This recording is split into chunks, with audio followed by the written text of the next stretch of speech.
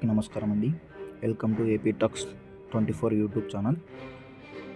AP ఉప ముఖ్యమంత్రి ప్రముఖ నటుడైన పవన్ కళ్యాణ్ హత్య కుట్ర జరుగుతుందనే వార్తలు ఒక్కసారిగా కలకలం రేపుతున్నాయి. అటు అభిమానుల్లోనూ ఇటు రాష్ట్రాల్లోనూ ఆందోళన కలిగిస్తున్నాయి. గవర్నమెంట్ పవన్ కళ్యాణ్ గారు మీరు కాస్త జాగ్రత్తగా ఉండండి. ఇది కేంద్ర నిఘా వర్గాలు నేరుగా ఆయనకు చెప్పిన మాట.